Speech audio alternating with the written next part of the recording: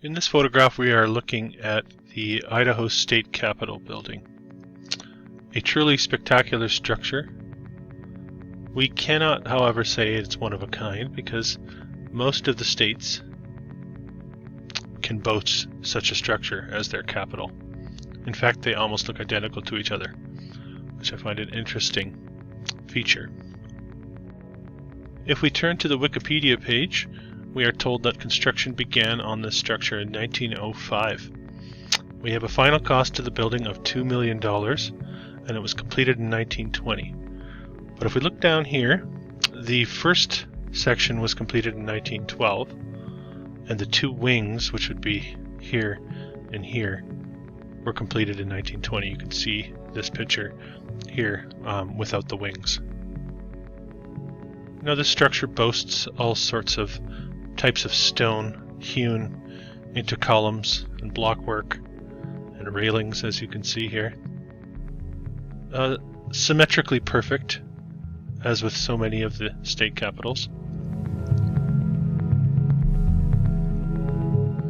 And we are given a small handful of construction photographs. Here we can see a photo taken from 1912. Now this is interesting as we are looking at the new Capitol building sandwiched in between the old Capitol building complex, and I'll show you a rendering of the old Capitol building complex.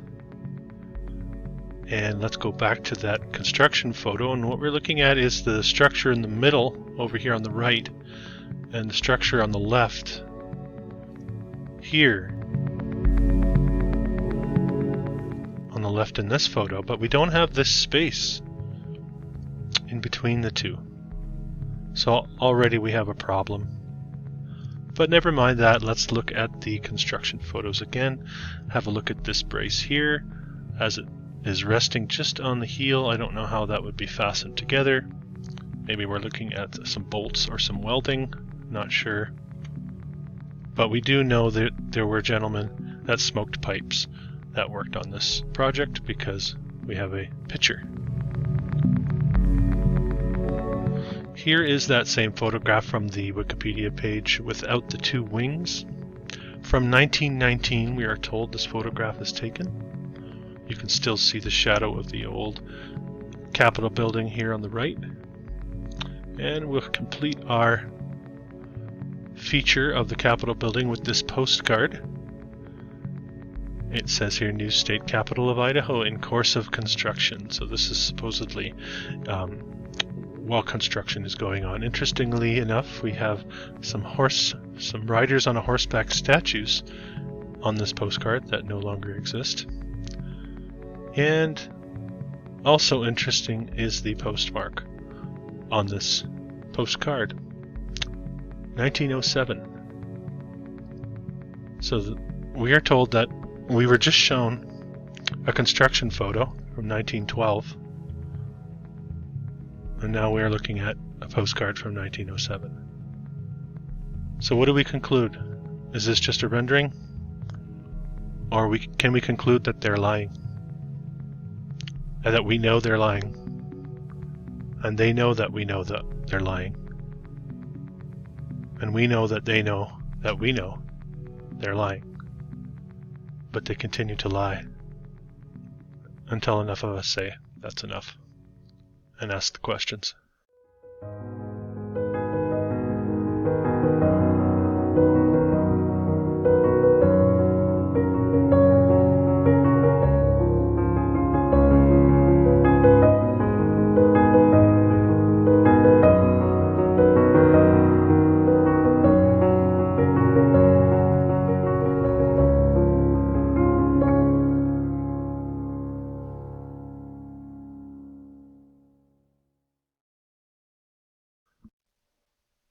What should we be expecting from Old World, Idaho? You can see we have the rail cars, and we have the conical domes with the tech on top. What about the population? Let's really take this in, as it seems to be so important to the plausibility of how these places were developed. 1890, we have a population of 2,300 people. We get to 1900 and we're just about at 6,000. that population tripling over 10 years within the next decade. So here's a time period, very small, town, city, whatever you want to call it. And let's have a look at some of the structures. Now, Boise giving us that same classic multi-storied old world styled brick building with the facades on the main street and the arched windows. Also boasting the Arrow Rock Dam, built within that same time period that the state capitol was supposedly constructed. Interesting, this would have been a major project. And you're going to see throughout these photographs what we would term Richardsonian Romanesque styling, with that heavy weighted stonework and arches repeating itself. What I suggest we're looking at is evidence of an older civilization that has been all but erased, but for those of us that choose to seek the truth. No shortage here again of the conical domes. Take a look at the length of the spire here. That's got to be 25 feet at least, and also here and here. Very interesting. We have several mansions. They did have some fancier neighborhoods in Idaho or in Boise that you won't be seeing in this video, boasting this type of architecture, as you get in many of the towns here in North America. This is a city hall. Remember, again, most of these will be attributed to the late 1800s, where that population was a handful of thousand people. What did we say? 6,000 almost. This is the Hotel Boise, Art Deco, supposedly built in the 30s. We'll get a better look at that as the video proceeds. But really take in the background scenery here as we watch the parade progress. This is also interesting. Not exactly sure what we're looking at there. Is it a mask? Alright, this is a bird's eye view of Boise from 1890. I think it helps with the structures that existed at that time. Remember, 1890, we're talking about less than 3,000 people living here. Even in this grainy bird's eye view, you can see the massive structures in this drawing, which I think was distorted intentionally. Maybe they were selling off the discoveries of the old world to the new world inhabitants. The commercial club with its rounded corner and stonework, crenellated top, streetcar.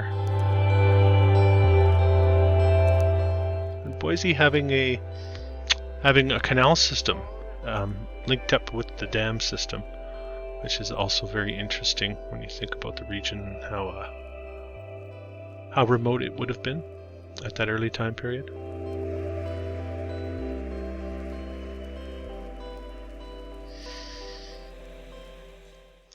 And what we do find as we look through the visuals of the old world is a lack of simplicity, of economy, expedience. We're looking at structures that all involve, for the most part, excavations, all sorts of ornate detail that would have taken a large amount of time and resources that really aren't supposed to have been available at the time. They do have a bit of a gold rush narrative tied in with Boise, but not much of one. Just enough, I think, to explain away the architecture, possibly. We have a veterans hospital. We'll also see a soldier's home. These are very large structures for an early time period. You have to wonder, veterans, who were they housing? Were these people that were completely traumatized and broken from these conjured up wars? Were they prisoners of war? Were they people of the old world? I think it's all up for debate at this point. It's worth the conversation. We don't need to anchor our arguments on the history books, because we're learning now not to trust what's been written down. We have a Baptist church. This one they're calling the Cathedral of the Rockies. With a very, very, very narrow spire, reminding me a bit of something you might see in Copenhagen at the top there. We have a First Methodist Episcopal Church, which has been all but scrubbed except for a handful of postcards online. Very difficult to find any information on this structure, and I think I know why. This is something that should be highlighted and featured in the history of such a town, and not so difficult to find as it is. Another Methodist church.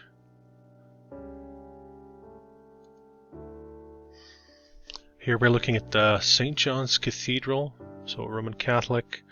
Now I want you to take a close look at the postcard, and I'm going to switch to a modern day photograph. We go back to the postcard, and we notice that these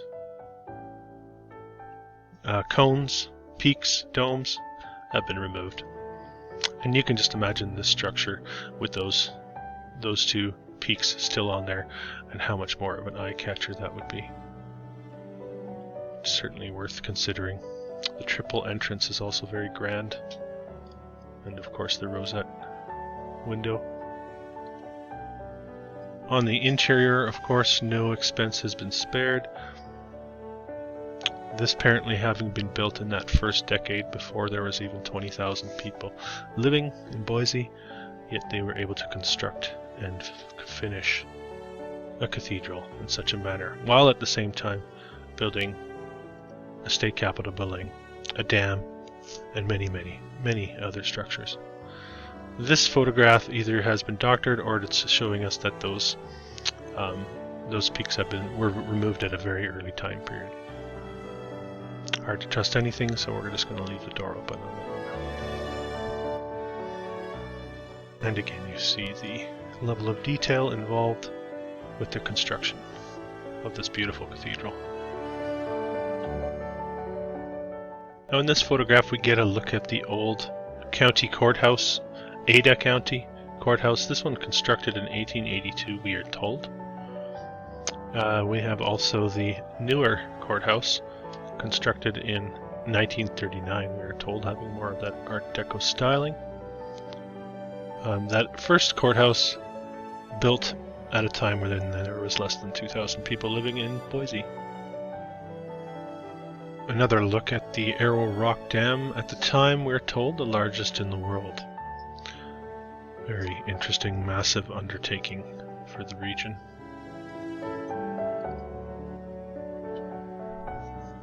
An Elks Center, of course. This one is called the Falk Brothers Building, built in 1896, we're told. You still get a good sense of the Romanesque styling stonework that's so prevalent in the area at the time. An old fire hall, bricker with the arches.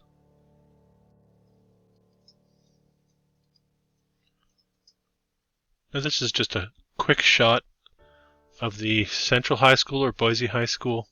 We're going to get a closer look at that.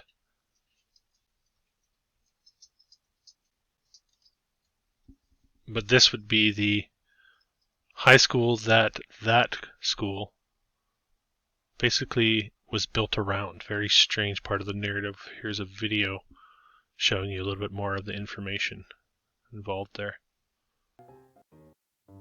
Across the street from the library, a new public high school was graduating its first students. The foundation for Boise High, nicknamed the Temple of Liberty, was laid in 1902, but this original building was not the characteristic white, pillared school that stands today. It was an eclectic-looking, red brick building that was hastily constructed. The city proclaimed that this building would be a high school to fit Boise for all time.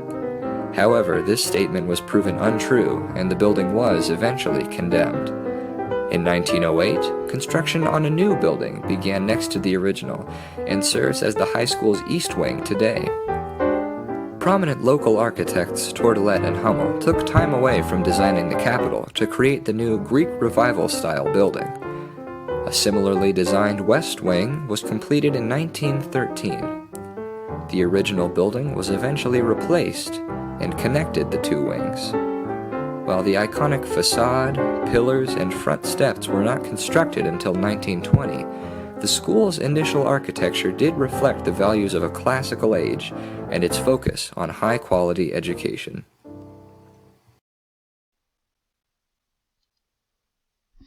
Okay, here's a better look at what they're calling the Hoff building, or Hotel Boise. I showed you earlier, a bit of a grainy photo earlier, but you can see as we zoom in a little closer at the top, you have all sorts of that pattern styling on the exterior, and yeah, very interesting. And this apparently was changed. A penthouse was built up top there.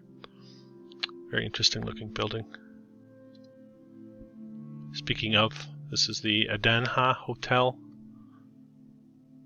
Very out of place for what you might think of as turn of the century Idaho, with just a handful of thousand people. If you were to construct a building like this in the modern day, in the region I live in, it would take, out of the materials that it is said to have been built in, it would take several years, I suggest, to bring it to completion. And even then, I'm not sure we could duplicate a lot of the detail and the interior majesty that we don't even get a look at, that no doubt has been renovated. This still stands to this day, but no doubt the interior has been renovated, and I would imagine it's looks nothing like it once did.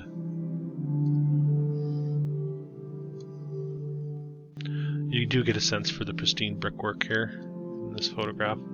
This looking like it's been something's been changed here, updated, renovated. Another hotel, the Auihi. Anyone from this area or knows how to pronounce that, go ahead and correct me in the comments. We have a few interior shots of that building, just in case you're wondering. It looks a bit boring, doesn't it, from the outside? So I find it always helpful to add some shots of the interior just to get an idea of the amazing ornate detail that these buildings were equipped with, and that I suggest were not so easily constructed in the time periods we were given for these structures. Again, it's an undertaking that would exhaust the resources and time of so many contractors here in the modern day. Then we have a mansion with the Antiquitech gates on the ridge line here, and the stonework with the basement windows.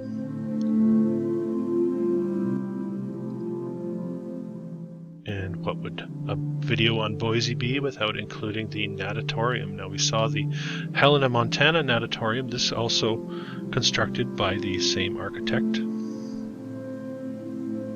And I think after looking at this photograph, I really hope you're asking yourself, why on earth would a community of several thousand people at the end of the 1800s need, or early 1900s, need a swimming pool built in such a manner? Certainly is a rational, logical thing to ask yourself. What's not logical or rational is to suggest that this is just simply how you would build a natatorium's swimming pool at that time period in that region, especially. So it begs so many questions. And that's what we're here doing in these videos, is asking the questions. Boise also having some interesting geology nearby, if you want to call it that. So it looks like it's got a bit of basalt columns here at the bottom of the Lucky Peak Park. A Castle Rock nearby. This rock looking interesting, like almost like a drip that froze in time.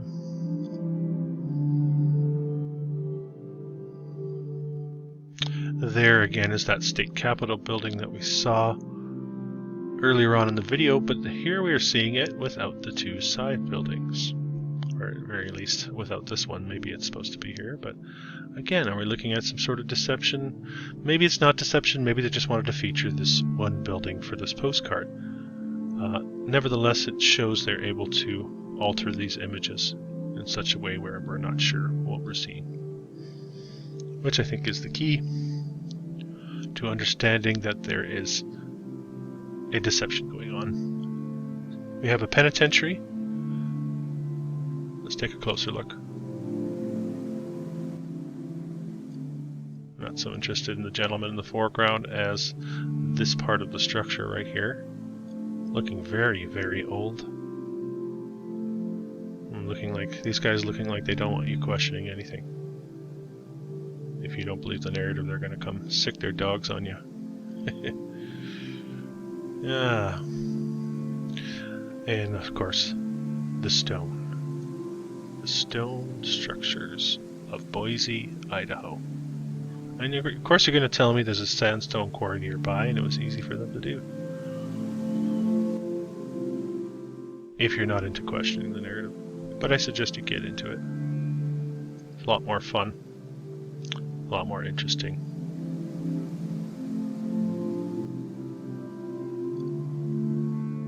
We have a post office federal building. Now they'll probably tell us this is built in the 20s or late teens.